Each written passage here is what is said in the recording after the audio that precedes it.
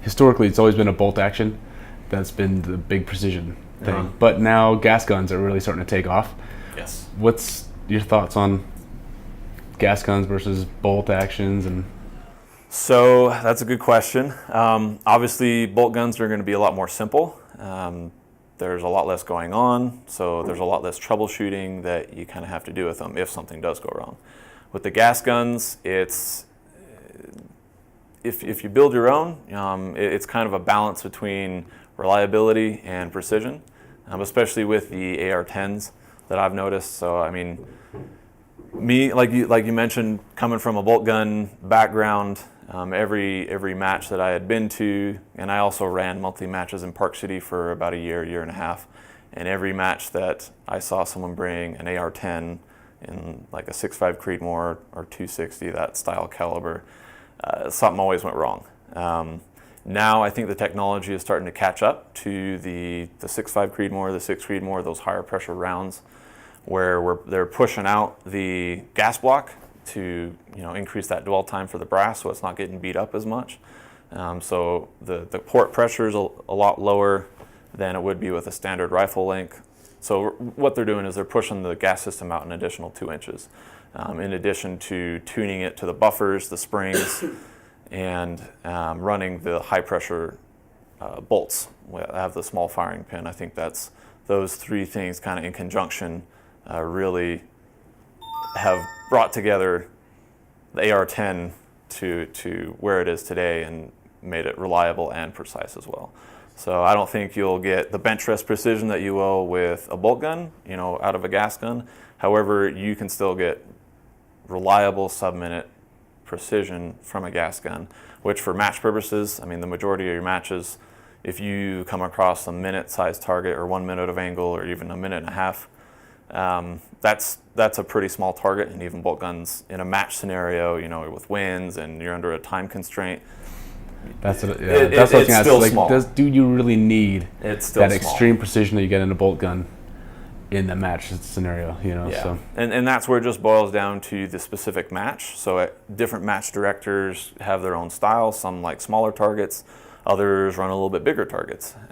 For example, some matches out east, K&M for example, they have an awesome facility and they run a really good match, and they cater to a lot of the newer shooters coming in as well. So they typically have targets that are a little bit on the bigger side.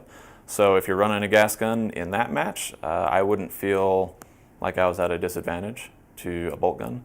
If I go to maybe a match out west where we're shooting in the hills, it's really windy, target sizes might be a lot smaller, I might be giving up a couple points to a bolt gun. So it's just it's different tools for different jobs, just like anything. yeah, I remember I got an AR-10. I did a custom AR-10 back, it had to be 8 years ago. So it's just starting to come out, nothing standardized. There was really, you had a 308, and I remember I couldn't run 7-8 shots without a hiccup. And I'm tuning this, changing springs, just like tweaking, and then it was just a project to the point. I was like, I just want to throw it in the scrap bin. But now once it's tuned, which took forever, now it shoots freaking great. Right? Now it shoots great. I had to sacrifice some precision because I had my bolt, the chamber was super tight, and it was causing a lot of problems. But I was shooting 1/2-inch groups, But I couldn't run a mag, so it's pointless. Yeah. So it's complete. I might as well run a bolt gun, right? Exactly. But I had that opened up just a little bit, and I lost maybe a 1/4 inch worth of accuracy, which is nothing with wind anyway. But now it runs, and it doesn't hiccup at all. So that balance. That's good. It is a balance. And a lot of different builders, for example, I shoot for Lone Star Armory out of the Dallas-Fort Worth, Texas area, and they have changed my perspective on not just gas guns, but specifically the precision AR-10 platforms. So, I even sat down with Andrew, the owner, and I was very upfront with kind of my experience with gas guns up to that point, and he was very confident that the rifle that they were building was going to impress me, and it did. So, tell me about that conversation. Yeah, so I'll edit it a little bit, but I told him that every match that I'd been to, like I was mentioning earlier, that an AR-10 had shown up to had more or less fallen apart or didn't work, and the shooter left a little bit more frustrated than they would have liked due to rifle issues. That rifle is back at Lone Star right now, just getting rebarreled and getting replacement parts tuned up and everything. I put over about 2,500 rounds through it throughout the course of this season for the PRS Gas Gun series that they did. This was the first year, so we had matches that were kind of tailored for the gas guns.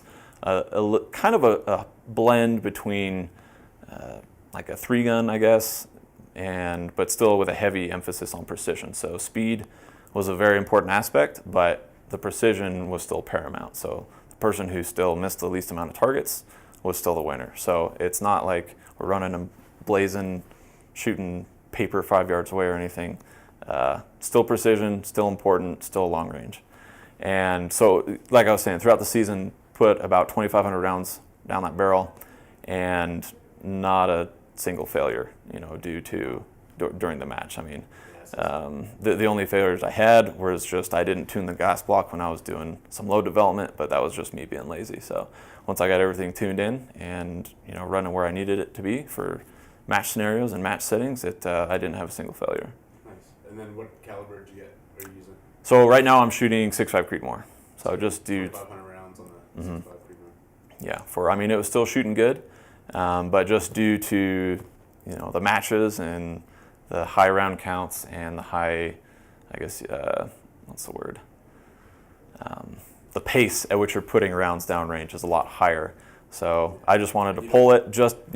I didn't want to be halfway through a match and have everything, So you might as well go to crap. Get it rebarreled in the off-season instead of. Exactly. But I mean, even with these gas gun matches, the targets are increased because we're working with AR-15s, AR-10s, so both 2G3, 308, and then any kind of open class 6 Creedmoor, 6.5 Creedmoor, that sort of thing. So just due to the nature of it, they increase the target sizes a little bit. So you don't need a gun that shoots half minute to be competitive. The guy that won it this year, he was shooting a 1.5-inch gun for the majority of the season. So it all comes down to you as a shooter. So the precision is nice. It's kind of like insurance, It's nice to have if you break a shot closer to the edge, and you have more confidence that it's going to go where you intend it to go. But if you're still breaking good shots closer to the center, which ideally that's what we want to do. It doesn't always work out that way. But if you're breaking better shots than the next guy over you, you're probably going to have more impacts, regardless of how precise your rifle is.